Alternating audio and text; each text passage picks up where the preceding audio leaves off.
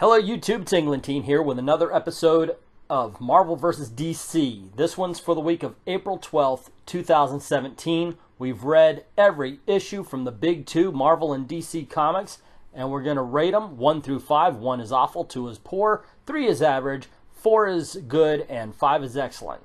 Then we're going to give them a score and find out who is actually the better company, at least for this week. So let's start with the 1-star books. Oh, and since I am the only one that did any reading, I can do all of these from the worst to the best. Cool, it's like a countdown, or count up. So that would mean that The Unbeatable Squirrel Girl number 19 was the worst comic book I read this week, and it was bad. It was just horrible. See, there's this lady who can control animals, and she captures and tries to kill Squirrel Girl for what seemed like having the same powers as her. And for most of the book, it's just one big, long, boring villain exposition, and it had me checking out less than halfway through. Deadpool and the Mercs for Money number 10. Now, this had Spiderman, Deadpool, Dracula, and they were fighting some monsters. There were other heroes there. They went to sleep. Machine Man was there. And he was kind of cool, I guess. The entire thing, it's just this big, incomprehensible mess. And it really felt as if the creators just threw a whole bunch of stuff they thought would be cool in the book, and it ended up making absolutely no sense. So, Power Man and Iron Fist number 15. Power Man and Iron Fist, they faced down the king of street magic in a comic book that started interesting, but quickly became absurd. I was happy to see Brother Voodoo in the beginning. But right away, I looked and said, oh, this is going to be bad because Sanford Green's art sucks. Look at this cover. Yeah, the art is that bad all the way through it. The story just becomes a mishmash of stuff that happens. In the end, it's just horrible. Now for the 2 stars, and these are the books that are bad, just not awful. Like they may have something that gives them a saving grace. Dr. Afra number 6. Now, I've enjoyed this book in the past, so I was actually surprised at this one, but Afra and her father are trying to acquire an artifact, and to tell you the truth, I couldn't make heads or tails of what was going on. I missed a few issues, and now I'm lost. So maybe it's just me. But not knowing what came before it, I really did feel lost. I thought that was on the writers not to help explain what was going on a little bit better. Overall, it was just not very good. Doctor Strange and the Sorcerer Supreme number 7. So, they fought things. They complained a lot about weak magic. And there was a book about the Word of God, and they were trying to stop the creatures who showed up. In that, there's just weak characters. The writing was bad, and it was just not interesting. It wasn't intriguing. I really wish they would do better with Doctor Strange. I want Doctor Strange to be better now. The Amazing Spider-Man number 26. The covers are always awesome on Spider-Man, but you cannot judge a book by its cover. After a botched attempt on Norman Osborn's life, Osborn live streams an attack on both Silver Sable and Spider-Man with new technology. He wants to test it out, show everybody how awesome he is. Now, the problem with this book is a lot happens, but there's no tension. There's no excitement or consequence. The art is okay, but the writing, come on, Dan Slott needs to go. New Superman number 10. New Superman and Real Superman fight a crowd of demons for door rings to a supernatural realm. And I've got to tell you, I used to enjoy New Superman, and I just never checked out on a book that I liked before as quickly as I did this one. The story it goes nowhere. It seems like a lot happens, but nothing means anything. And if you want to know how stupid it is to call him New Superman and not give him his own name, wait until you actually read Real Superman, call him New Superman. That's the name? Come on, come up with an actual name for him.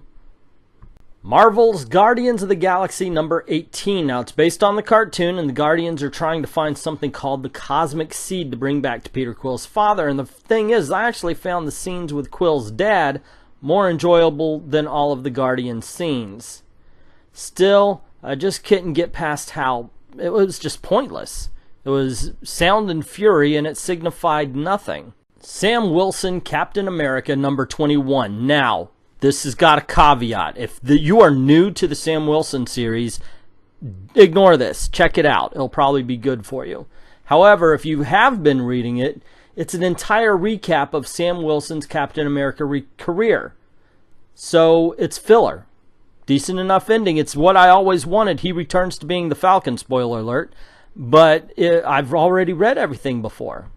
Justice League of America number 4. And in this one, Batman and the Outsiders finally confront and defeat Lord Havoc and his team. The problem being, though the art's fine, but the problem is that the book commits one page to every battle, leading to what ends up being a fluff story.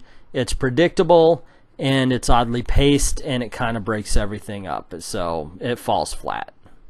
The 3-star books, the average, the ones that didn't elicit a response from me, but to you they might be good, they might be bad. That's what I'm saying. It's flatlined for me. So the DC Superpowers number 6, the heroes fight Darkseid on in the finale here, and let's face it, this is a cartoon for the youngest of fans, and strangely it has a little bit of appeal to the oldest as well. It's simple, it's fun, it's really unreviewable because of the demographic it's aiming for. It's mindless entertainment. I mean, there's absolutely no nuance to this thing, and the description I had is everything that happens in the book. Action Comics number 977, and this is another caveat.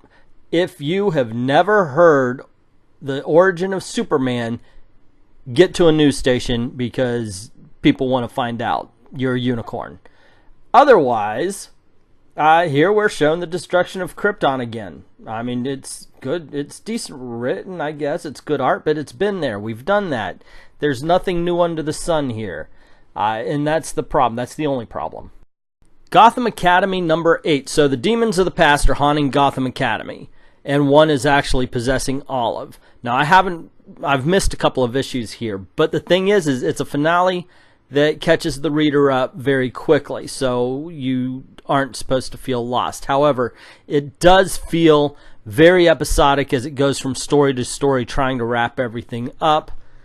And the narrative flow is interrupted by that. And so the book suffers for it overall. DC Superhero Girls Out of the Bottle Chapter 1. The girls have to finish up an art project. Katana draws a comic book of herself. Its demographic is young girls, or young kids anyway. It's based on the cartoon. I do have to say it is fun. There's some fun to be had here. However, it's definitely not my demographic, and that's why it's only 3 stars. If you've got a kid, though, I think this will definitely be a lot better for them. Silver Surfer number 10. So the Silver Surfer and his girlfriend are summoned by Galactus to help save the universe. Galactus is a life bringer now. I'll tell you, Dan Slott is a king of ideas with horrible execution. And what could have been a grand story ended up being a one-off issue with an ending that just was a complete cringe fest. The Flash number 20. And this, I have a problem with because I guess it's the same way with the Tara episode of The Walking Dead. Nobody liked it because she's a side character. Iris West is investigating the missing bodies of the Godspeed victims. And I mean, it's interesting enough, but it's just not exciting. There's a whole ton of exposition, and it's got an unbelievable ending where Iris is suspecting Barry Allen of something, and it's like, okay, that only works if she's never met Barry Allen. Wonder Woman number 20, and in this issue you have Circe. She's been hired to trap a couple of gods for a woman who's searching for her daughter, and it's not bad. But it relies so much on the reader knowing what has happened before, and it doesn't explain anything that happened before. And that it kind of leaves you lost if you're not caught up with everything, and that's why I couldn't give it a higher grade than 3 stars. XMen Blue number 1. So the sad X-Men, they're looking for somebody on a boat. And it's being robbed, and the X-Men face Black Tom Cassidy and the Juggernaut. It's basically a pure action with some dialogue spattered throughout it. That's basically classic X-Men style, so hey, good for them. Unfortunately, though, there's some story issues. I'm not a big fan of Beast being a mystical creature, and nobody mentions the fact that they go searching for this person on this ship that has people on it, and they end up sinking the boat. Yeah, not a win. Not a win at all, guys. Guardians of the Galaxy number 19, the last issue, because they have to have another number 1 come out for Guardians of the Galaxy 2. Anyway, they did Civil War 2 as a big-ass crossover nobody wanted. And here you have a story where Thanos, Annihilus, the Badoon, and the Brood attack Earth at the same time. And that's not fodder for a big-ass crossover? Alrighty, I gotta admit, it is fun, if not inconsequential. I mean, they need, like I said, they need to stop it for a new number 1. So they wanted to do something big. There's nothing remarkable about the issue. Nothing stands out. It's not offensive. You can give it that much. It's not bad, but, you know, it's mundane. I know, mundane. All those people come and attack Earth. That should not be described as meh. The Unstoppable Wasp number 4. This is a situation where the ending actually makes the book better. Now, the action scenes need to go in this book. They were horrible. However, the dialogue between her and Matt Murdock about her immigration status and the ending, I thought was pretty decent. I mean, it flatlined the book, but, you know, because the action was so bad, but it ended up actually not being a total waste of time, and some of it was good. Black Panther and Crew number 1, Misty Knight investigates the mysterious death of a Harlem man in his jail cell. So they tried to be a little bit topical, and there were some missed opportunities here to point out a group of people that are really bringing on their own destruction. But aside from that missed opportunity, the story moves quite well. The dialogue flirts with cringe a couple of times, but just manages to avoid it. It is not horrible. Titans number 10. So the Titans perform a rescue mission against the Fearsome Five in order to save Flash and Nightwing. And this is the Titans I love. Got to tell you, there was good dialogue, exciting action. And then it became unbelievable that Bumblebee took out the Fearsome Five while the rest of the Titans got their asses whipped. So that was kind of a big flaw, and I couldn't overlook it. What you gonna do? Suicide Squad number 15. So everything comes to a head. I mean, this thing picks up right after the cliffhanger ending of number 14. And double crosses turn to triple crosses, and then everything ends. I mean, exciting and fun and then done, and then we get pages and pages of exposition on how those triple crosses happened. And tell me, please, why did Katana take Deadshot's hand if everything was planned from the beginning? It just made no sense whatsoever. The motivations weren't clear. I mean, it should have been great. Instead, it ended up average. But honestly, if I missed something in the story and you guys understand why she took his hand, please tell me in the comments below. Deadpool versus Punisher number 1. The Punisher is hired to kill a friend of Deadpool's. So Deadpool takes it upon himself to protect said friend from the Punisher. And this is basically what you would expect out of a Punisher versus Deadpool book. It's got a lot of violence. It's got a little bit of story. However, the dialogue made Deadpool not so insufferable, so I actually enjoyed it for a change. The problem is that it does not rise above anything other than what it's supposed to be. Batgirl and the Birds of Prey number 9. In this one, Black Canary is recruited by a woman who looks to build an army to take over the world. Black Canary plays along, and on the way she gets a power expansion. The lady shows her how to deal with her powers a lot better, and some of those are very ridiculous. But in the end, the story does kind of pick up. This is a bad beginning, good ending kind of book, and it leaves on a decent cliffhanger. So, you know, it's average because of that. Detective Comics number 954 has Ra's al Ghul invading the Batcave. And this was such a good story and dialogue. And then for the plot to happen, they had to make Batman forget how to Batman. I mean, there are things in here that happen where you're like, no, I've been reading Batman for my entire life. He does not act like this. He is not the fool you make him out to be, but the fool they do. And that's why the book, like I said, ends up a 3-star, not a 4-star, where it really should be. Ah, the 4-star books. Now we start getting into the actual good stuff. This is the stuff I would recommend. Scooby Apocalypse number 12. So Scooby and the gang search for Velma's brother. And the dialogue is the big sell because there's not a lot of action. The gang has been together for quite a while, but they haven't been friendly. And I like this issue because that's a step towards them becoming the friends that we know them to be. And I gotta say, I've liked this series so far, and this issue is just keeping up the quality. Hal Jordan and the Green Lantern Corps number 18. So in this issue, tensions between the Yellow Lantern Corps and the Green Lantern Corps are coming to a head, while each team has a member going missing. Prism of Time Part 1 is an excellent setup issue as it doesn't sacrifice story for action. The story dealing with a planet that has what seems to have animals that evolved inside the will energy is actually a pretty good idea, and I'm interested in seeing ultimately where it goes. Mosaic number 7. So the entire book is Mosaic trying to come to grips with the powers he's got, and I thought it was smartly written.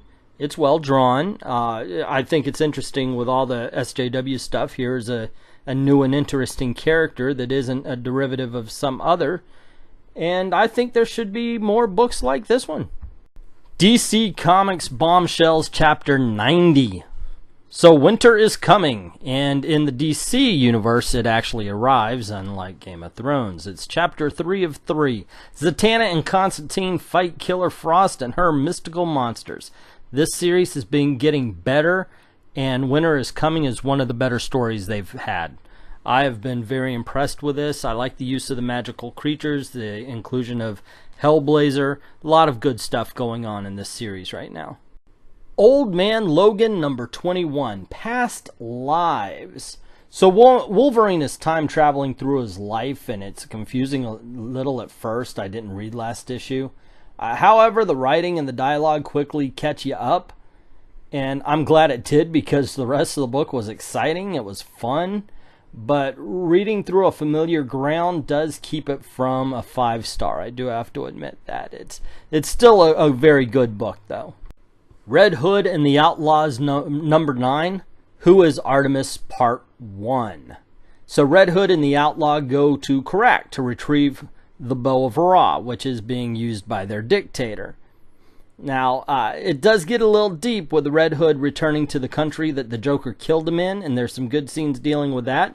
Artemis has some decent support, but even though the story has her name at the title, she does very little in it. Bizarro has a few good scenes, especially one where he saves an airplane crashing. So there is good to be had here. It's a very fun issue, and I'm looking forward to the next one. Supergirl number 8. So Superman and Supergirl talk about family and life after Superman Reborn. The familial aspects of the book are great. It was easy to feel a connection between the two cousins. And it isn't until the setup for the next issue that the book falters and keeps it from being a 5-star book.